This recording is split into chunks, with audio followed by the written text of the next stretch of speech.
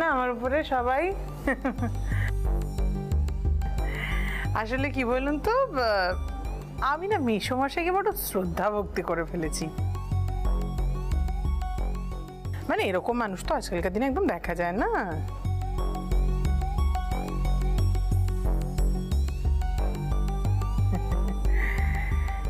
আপনাদের এই দুর্দশা আমার একেবারেই সহ্য হচ্ছে না, বুঝলেন তো। এই তো দুদিন আগে দেখে এলাম কত বড় বাড়ি, কি সুন্দর সাজানো, আর আজ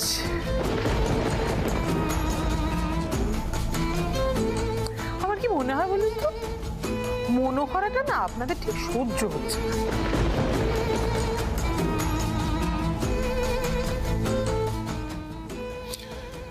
আপনারও এই একই কথা মনে হচ্ছে, তাই না? আরে ওই কারণেই তো আমরা সবাই মিলে এই বাড়িতে চলে এলাম। এরপর এখান থেকে একটা শান্তি সস্তায়ন করে তারপর সকলে মিলে আবার মনোহরায় ফিরে যাব, কি বলেন?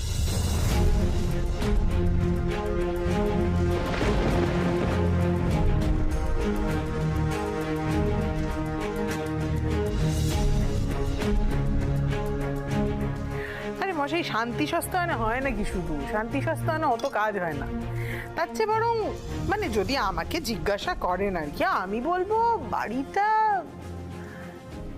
ছেড়েই দিন, বেচেই দিন জমিটা প্রমোটারকে।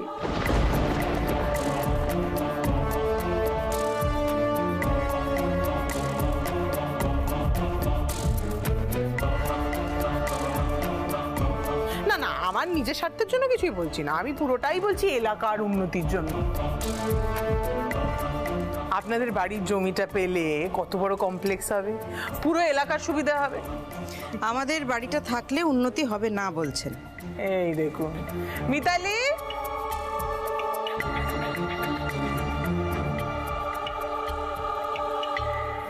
হ্যাঁ ম্যাডাম। বলছি যে সমরেশ বাবুকে একটু আমাদের ডিডটা দাও।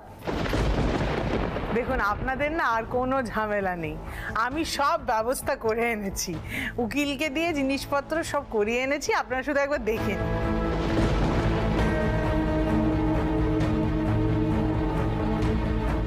আরে মশাই, এই তো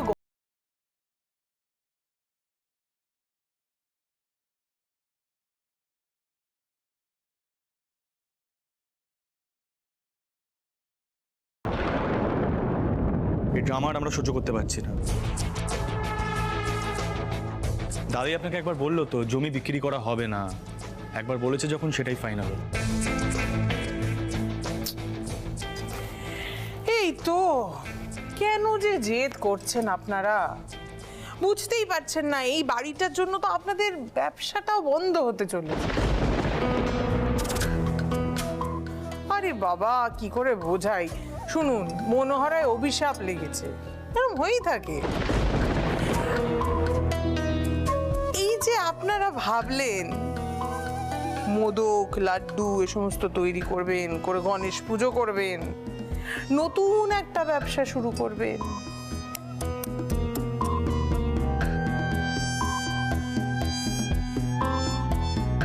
আর এখন কি অবস্থা।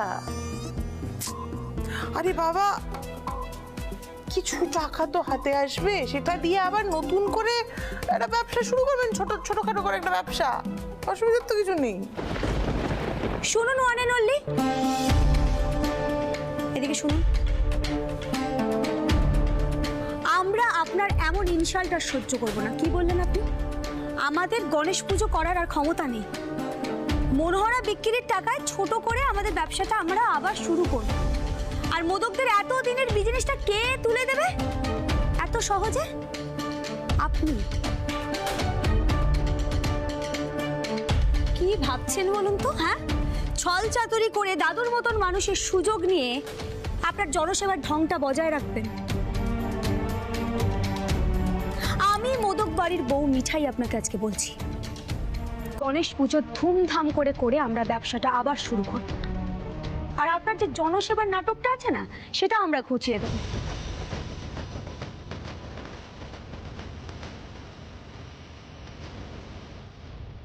আর আপনার যে গদিটা আছে, যেখানে আপনি ওয়ান অ্যান্ড অনলি করে বসে থাকেন, সেটা আমরা নিয়ে নেব।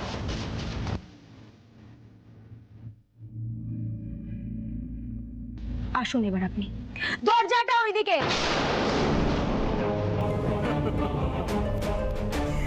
কি বলুন তো, ওয়ান এন্ড অনলি না, ওয়ান এন্ড অনলি থাকে, বুঝেছেন? মিতালি। হ্যাঁ ম্যাডাম, চল। সমরেশ বাবু, আমাদের অফারটা কিন্তু এখনো আছে, একটু ভাবনা চিন্তা করে দেখবেন, কেমন আপনারা?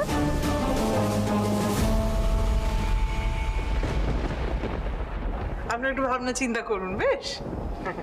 মিতালি। হ্যাঁ ম্যাডাম। চলো, ওনারা ভাবনা চিন্তা করুন।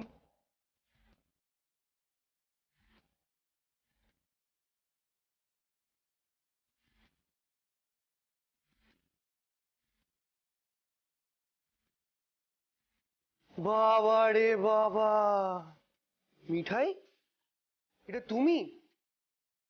না না না, এটা আমাদের মোদক বাড়ির বৌমা হতেই পারে না, এ তো পুরো বাঘিনী। ওরে ওরে, তোরা জলের বালতি নিয়ে আমার বৌমার মাথায় ভালো করে জল ঢাল। দাঁড়াও দাঁড়াও দাঁড়াও দাঁড়াও, ওর কথাগুলো নিয়ে আর কি মেরো না। মিঠাই যেভাবে বললো আমরা কিন্তু গণেশ পুজোটা ঠিক সেইভাবেই ধুমধাম করে করব।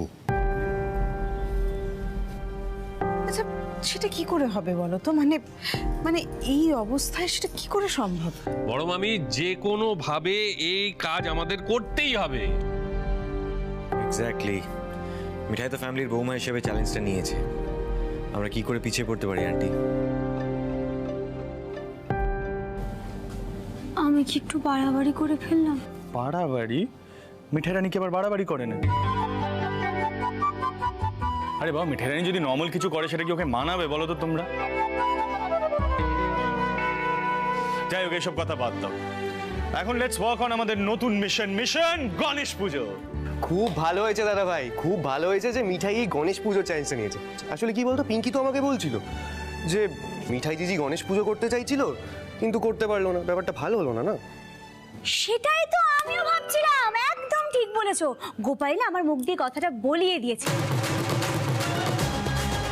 এবার দেখবে ওই ওয়ান অ্যান্ড অনলিকে আমরা মুখের ওপর জবাব দেব, আর সেটা গণেশ পুজোর সময়ই আমাদের ভগবান সুযোগ করে দেবে, সব বিঘ্ন কেটে যাবে। সবাই বলো জয় গোপাল।